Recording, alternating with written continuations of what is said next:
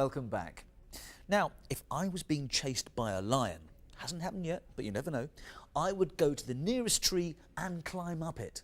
Well, in one part of Africa, that wily escape method wouldn't do you any good at all.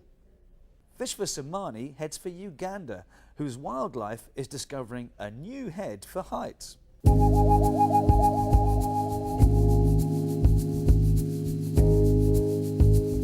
The epic views from Queen Elizabeth National Park's Moya Peninsula span out for miles.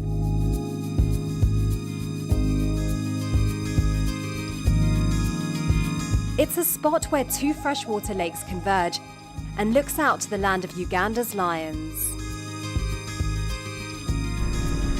So it's around 9 o'clock in the morning and we just heard that there's a lioness and her cubs up a tree not too far away from where we are, so we're going to go and check it out. Experts say political instability and poor park management has led to the steady decline of wildlife, but the Uganda Wildlife Authority says it's considering offering scientifically guided tours like this to help boost tourism. Dr. Ludwig Seifert has been radio tracking the declining lion population here for the last 15 years. We have got quite a few lions that climb trees, and strange enough to us, people consider it something extraordinary, but to us it's something that we experience almost on a daily basis, particularly when it is hot. Most tourists fail to spot the often well-camouflaged cats when they're up in trees, but lion researchers have proposed a new way to watch them up close. They are right now about 60 lions, but we need to understand that naturally roughly half of the cubs are dying before they reach the age of 2 years. So the number is definitely very low. James works with Dr. Seifert. He radio tracks the precise location of the lions we're looking for, and we make our way over to observe the tree climbing behaviour for ourselves. It's not long before we spot our first lion. How long do you think she's been up there? Well, she could have gone up quite early because we found a carcass of a female waterbuck, and we saw she is fully engorged, so she probably wants to cool down because of the energy burst.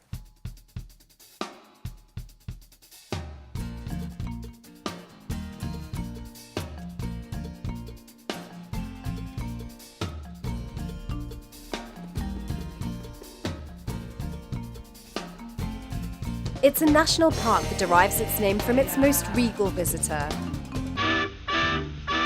Queen Elizabeth visited Uganda in 1953 and again in 2007. She stayed in the Queen's Cottage, which was built in her honour. The Moya Safari Lodge is one of the only accommodation options available to visitors in this part of the national park. If you're after such a royal experience, it will cost you $750 a night, the best way to feel rested, ready for a day of lion spotting.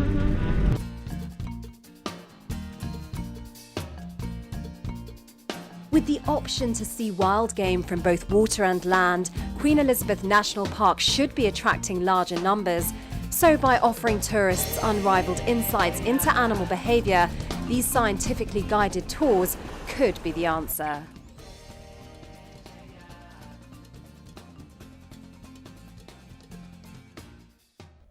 Vishwasamani on the prowl in Uganda there. And finally today, a horticultural treat. When the Chelsea Flower Show opens its doors every year, tens of thousands of people head to the wealthy London borough to see the world's top gardeners go head-to-head. Well, this year's event is already underway and tickets were sold out quite some time ago. But did you know that one of the entries this time has a little bit of fast-track magic dust sprinkled all over it? We sent our resident botanist, Keith Wallace, to lend a hand with the Australia Garden.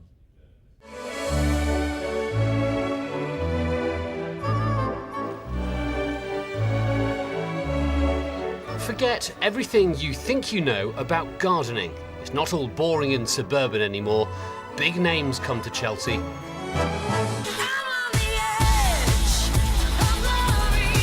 And that's why this year Melbourne's Royal Botanical Gardens flew their best and brightest minds halfway around the world to compete for a gold medal. When I first meet designer Jim Fogarty, the whole site is still a noisy dust bowl. Hi Jim. Hey, good to see you. It's going to rain.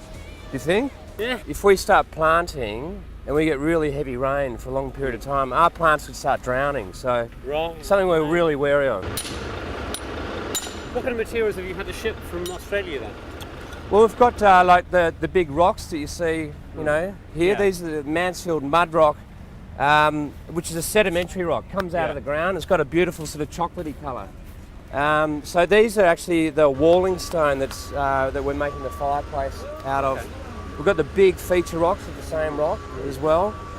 We've sent over pebbles. We've sent over outback red sand. The thing about our garden is the contrast of these really strong colours. Yeah. It's the outback colours. This is actually how it hopefully will end up looking. In it, we've got the outback front area with the salt sculptures and the water hole. Yeah. And water will bubble up here from the Artesian Basin, flow along the boomerang, cascades over at the coastal area, disappears. We've got the modern shade pavilion up the back with very organic furniture in the shape of large pebbles. Yeah. And then the gorge area where water cascades down the steel gorge wall and disappears back down under the fire pit where there's an outdoor fire for entertaining at night. But this garden is Jim's baby, and I get the feeling he's keeping all the glamorous jobs for himself. But he's got high hopes. Maybe a touch harder. He's got high hopes. He's got high apple pie in the sky. Hopes so Does anyone have any antibacterial hand gel? low, instead of letting go, just Well, I've just come to sit down, have a bit of a breather and a cup of tea because things are moving so fast on the site. You can really see why there's a buzz about this place. On show days, this place will be flooded with people. Only about 150,000 tickets have been made available intentionally, but on show day, the outside of this place will be lined with touts, and tickets will change hands out there for a couple of $100 each.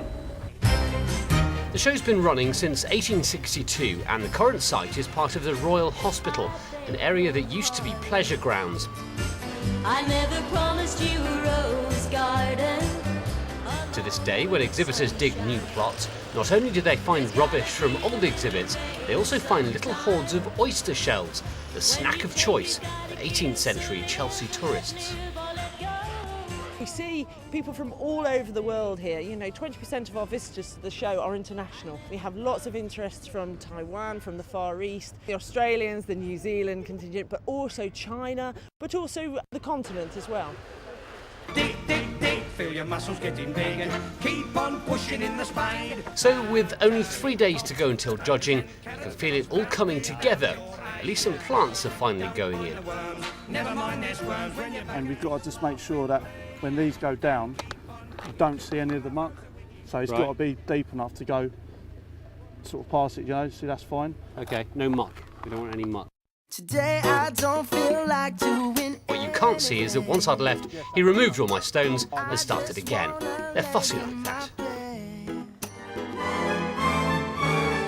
Monday morning, judging. Even Jim's dressed up smart. And all the hard work paid off. The team now has a shiny gold medal to add to their baggage allowance home. So, farewell and congratulations to the Aussie team and, of course, to our very own Keith Wallace.